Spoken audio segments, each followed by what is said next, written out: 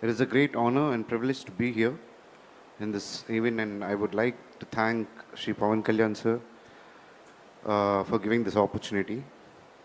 So, first thing, జాతీయ సమైక్యత కోసం అని ఇక్కడ ఢిల్లీకి రావడం కరెక్ట్గా కొన్ని సంవత్సరాల క్రితం రాజస్థాన్ నుంచి ఇక్కడే ఢిల్లీకి నాన్న ఆర్మీ లీవ్లో వచ్చారు. ఇక్కడి నుంచి మేము హైదరాబాద్ రావడం జరిగింది.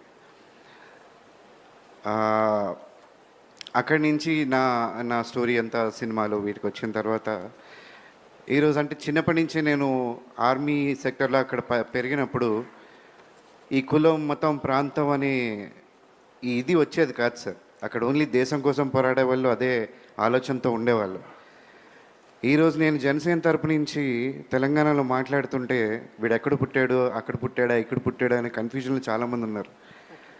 కానీ ఈ అంటే ఏ ప్రాంతంలో పుట్టాను అనే దానికంటే ఆ బాధ కంటే మా నాన్నగారు ఒక సోల్జర్ అయ్యి ఉండి దేశం కోసం పనిచేసినప్పుడు ఏ రోజు ఏ ప్రాంతం కోసం నేను పనిచేస్తున్నాను, ఏ కులం కోసం పనిచేస్తున్నాను అని ఎప్పుడు ఆలోచించలేదు.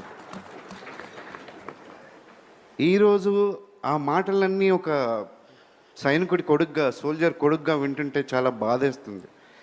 అంటే బార్డర్లో అక్కడ దేశం కోసం, దేశ ప్రజల కోసం పోరాడుతున్న సైనికులందరూ ఇలాంటి విషయాలు న్యూస్లో చూసి ఏం ఫీల్ అవుతారా అనేది ఏ రోజు ఒక్క పౌరుడు కూడా ఆలోచించడా?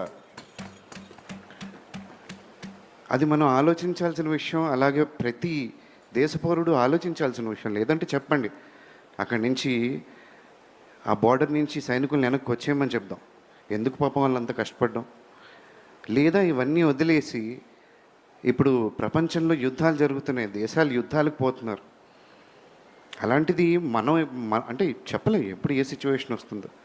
అలాంటిది మనం దానికి ప్రిపేర్ అవ్వడం పోయి, ప్రతి స్టేట్ దానికి కాంట్రిబ్యూట్ చేయడం పోయి, మనం ఫ్యూచర్ గురించి ఆలోచించడం పోయి, నువ్వు అక్కడి నుంచి ఇక్కడికి వచ్చి మా స్పేస్ తీసుకుంటావా, నువ్వు ఎలా వస్తావు, నువ్వు ఎందుకు వస్తావు, నువ్వు ఏం చేస్తావు, నీకేం హక్కు అని అడగడం చాలా బాధాకరం. అంటే మాలాంటి యూత్ ఎప్పుడూ ఒకటే ఆలోచిస్తూ ఉంటాం. యంగ్స్టర్స్గా ఈరోజు కళ్యాణ్ గారి ప్రిన్సిపల్స్ ఏవైతే ఉన్నాయో 7 ప్రిన్సిపల్స్, ఐ డోంట్ థింక్ అది చాలా పొలిటికల్ ఎక్స్పీరియన్స్తో ఉన్న ఇవి కాదు. చిన్నప్పుడు ఎవరైనా సరే స్కూల్లో ఉన్నప్పుడు, కాలేజీల్లో ఉన్నప్పుడు ఏదైనా అన్యాయం జరుగుతుంటే ఇది తప్పు అనుకుంటాం. ఏదో కుల వివక్ష వస్తే అంటే ఆ టైంలో కులం, మతం ఇలాంటి ఆలోచనలే మా మైండ్లో ఉండవు. అక్కడి నుంచి సొసైటీ ప్రెషర్స్ వల్ల ఇక్కడికి వస్తాం తప్పితే ఇలాంటి ఆలోచనలకి నిజంగా చాలా ఇన్నోసెంట్ ఆలోచనలు అవి. ఆ ఆలోచనతో మనం అంత ముందుకెళ్తే దేశం పురోగతి ఇంకో విధంగా ఉంటుందని నేను బలంగా నమ్ముతాను. So thank you sir. ఈరోజు అలాంటి ఒక స్టేజ్ ఇక్కడ కల్పించినందుకు.